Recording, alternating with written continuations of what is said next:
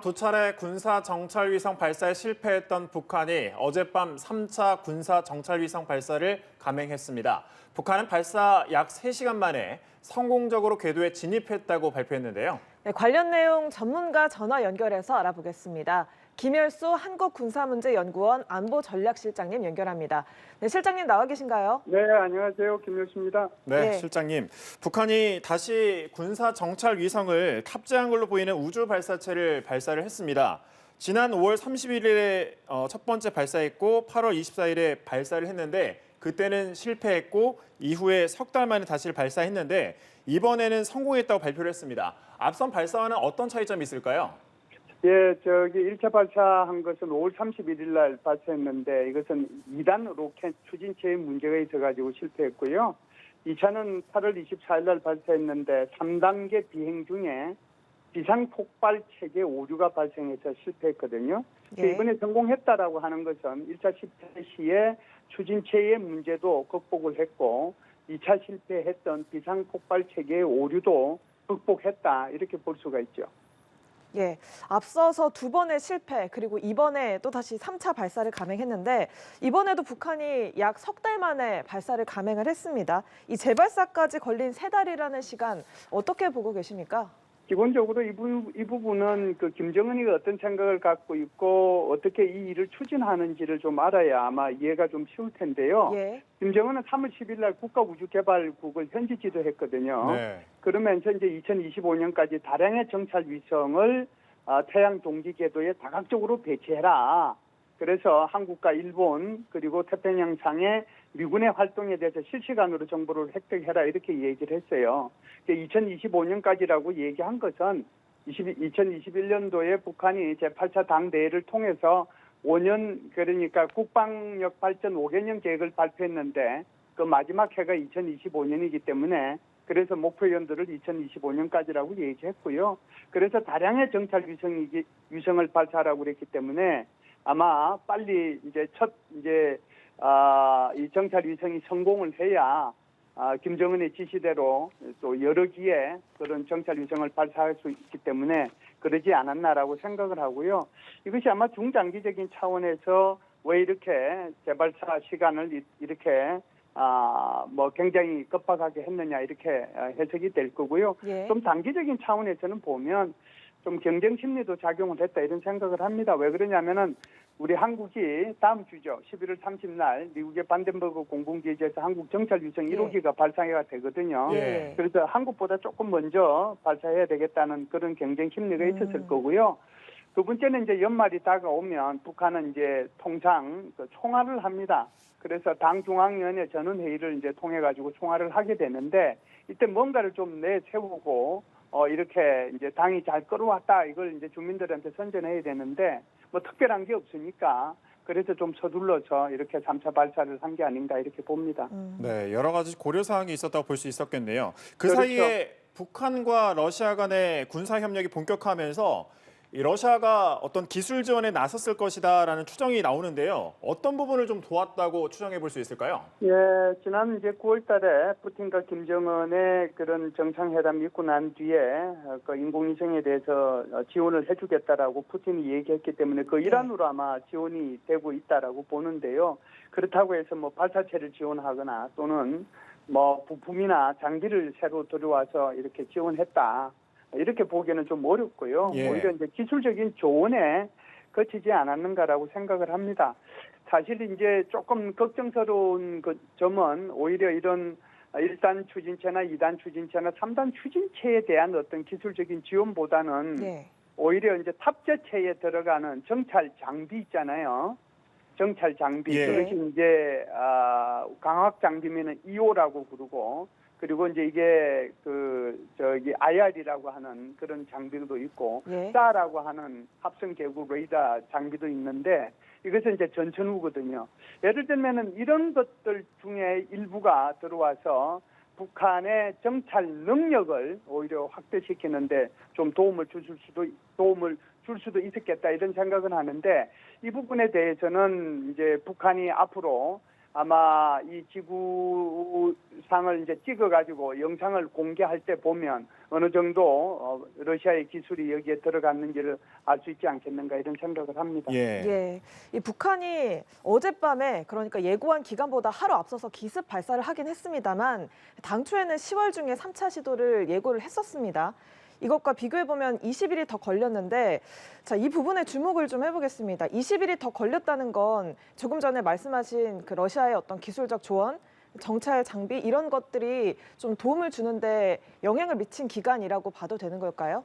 아무래도 이제 영향을 줬다라고 봐야죠. 이제 북한은 8월 24일 날 2차 실패 후에 바로 10월 달에 발사하겠다라고 얘기를 했는데 예. 10월 달에 발사한 것은 10월 10일이 이제 당 창건일이기 때문에 아마 그 날짜를 기준으로 해서 예. 아마 발사하겠다는 그런 의도로 아마 해석을 할 수가 있을 겁니다. 그런데 북한이 이제 두 번에 걸쳐서 이렇게 실패를 했기 때문에 이것은 김정은 리더십에 굉장히 큰 타격을 줬거든요. 예. 그런데 만일 이제 3차까지 실패하게 된다면 이것은 뭐 돌이킬 수 없는 리더십의 타격이 오기 때문에 그렇죠. 네. 이런 점을 좀 고려했다라고 보고요.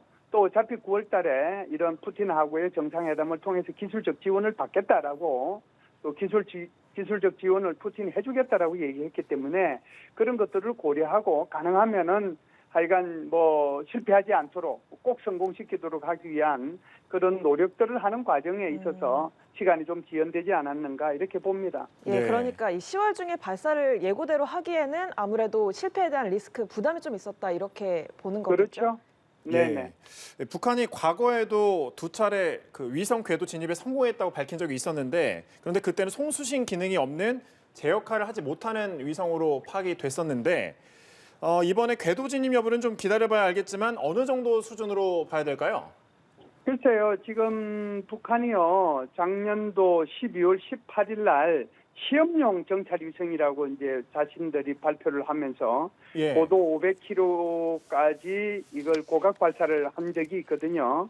그래서 이게 그때 당시에 발사를 하고 난 뒤에 북한 스스로가 공개한 사진이 두 개 있습니다. 하나는 인천 사진이고 하나는 이제 한강이 나오는 서울 사진이거든요. 예. 이 두 가지를 이제 공개를 했는데 그걸 보면 상당히 이제 그때 당시에는 이게 구글보다도 더 못한 이제 해상도를 지닌 것으로 그런 것들을 이제 공개를 했단 말이죠. 이제 이 말의 의미는 이 북한이 가지고 있는 정찰 장비라고 하는 것 자체가 그렇게 군사적으로 큰 의미를 가지는 그런 장비는 아니겠구나 하는 생각과 동시에 또 하나는 자료 전송 장치들이 제대로 작동했다는 것을 의미하는 거거든요. 예. 그러면은 지금 과거에는 사실상 두 차례 위성 궤도에 진입을 했지만 송수신 기능이 없었잖아요. 예. 그런데 작년 12월 18일 날 시험용으로 이걸 발사했을 때는 이게 지금 좀 전에 화면에 나갔습니다만은 두 개의 사진을 공개할 정도로 자료 전송 장치들이 이상 없이 작동하고 있다는 걸 보여준 거거든요. 그래서 제가 볼 때는 이번에는 아마 이게 송수신 그런 기능과 함께 자료 전송 장치들도 이상 없이 작동하지 않겠는가. 그리고 얼마 있지 않으면 북한은 분명히 우리 한국이나 또는 일본 또는 태평양 사계에 있는 미군 기지에 대한 어떤 지형을 촬영을 해서 공개할 것으로 저는 봅니다. 예. 우리 군이 앞서 그 두 차례 실패 때 서해상에서 그 발사체 동체 그리고 잔해물을 인양해서 그러니까 수거해서 분석해서 작업을 실시를 했는데 어느 정도 수준인지 또 어느 나라에서 이런 부품을 조달했는지 파악이 된 부분이 있을까요? 예, 이것은 이제 그때 당시에 이제 우리나라의 ADD에서 이걸 가지고 다 조사를 했는데 저도 이제 ADD에 관련되는 분들을 만나가지고 얘기를 들어보니까 뭐 이게 수거된 것을 이게 분석을 하면서 깜짝 놀랐다는 거예요. 예. 그 깜짝 놀랐다는 의미는 이게 무슨 뭐 좋은 제품을 사용을 해서 좋은 케이블 부품 이런 것들을 사용해서 깜짝 놀란 게 아니라 야, 이런 부품 정도를 가지고 이런 그 장비 정도를 가지고 이것이 발사가 돼서 운행이 된단 말이야? 이런 식으로 이제 의문을 가질 정도로 굉장히 조악한 수준임에도 불구하고 그것이 어찌됐든 발사가 됐다는 거잖아요. 예. 그런 차원에서 이제 놀랐다는 거고요. 사실상은 이제 그 정찰 위성에 들어가는 여러 가지 이 장비와 부품들에는 민군 민간하고 군이 공용으로 쓰는 민군 겸용의 그런 장비와 부품들이 많이 들어가거든요. 그때 당시에 이제 분석한 걸 보면 한국뿐만 아니라 뭐 일본, 미국, 유럽 여러 나라의 그런 부품과 제품들이 여기에 들어간 것으로 그때 파악이 된 것으로 알고 있습니다. 예, 이 북한이 정찰위성 발사 소식에 윤석열 대통령이 영국 현지에서 NSC 상임위를 주재했습니다. 이 회의에서 정부가 9.19 군사합의 일부 효력 정지를 추진하고 또 군사분계선 일대 감시 활동 복원하겠다고 했는데 조금 전에 들어온 속보에 의하면요. 총리 주재 임시 국무회의 소집에서 9.19 효력 정지를 논의한다고 또 속보가 들어와 있습니다. 자, 이렇게 되면 어떤 부분이 달라지게 되는 건가요? 그래서 이제 9.19 군사 합의의 그 핵심 정신은 하늘과 바다 그리고 땅에서 적대 행위를 금지하자라고 하는 거잖아요. 그런데 이제 9.19 합의를 했음에도 불구하고 북한은 현재까지 3,600회 이상의 이런 위반을 해왔습니다. 그러면은 이제 한국만 계속해서 이걸 지켜나가야 되느냐 하는 그런 근본적인 이제 의문이 생길 수가 있는데요. 사실상 한국이 가지고 있는 여러 가지 정부 자산들이 있습니다. 고정 항공기도 있고 또 무인기도 가지고 있고 헬기도 가지고 이걸 가지고 사실상 전선 지역에서 북한의 미사일 이동이나 장차종포 이동이나 병력 이동 등을 실시간으로 정보를 획득을 해야 되는데 이게 군사 분계선으로부터 몇 킬로 이내에서는 활동을 못하도록 규정한 것이 9.19 합의거든요. 그러면은 여기에 대해서 북한의 움직임에 대해서 우리가 실시간으로 전혀 정보를 획득하지 못하잖아요. 예. 이게 자산은 가지고 있는데 그 자산을 제대로 활용하지 못하는 이런 문제들이 있단 말이죠. 그런 과정 속에서 지금 북한은 오히려 이 한국의 움직이는 표적들을 실시간대로 자기네들이 정보 획득을 하기 위해서 정찰위성을 띄우고 있는 그런 상황이란 말이죠.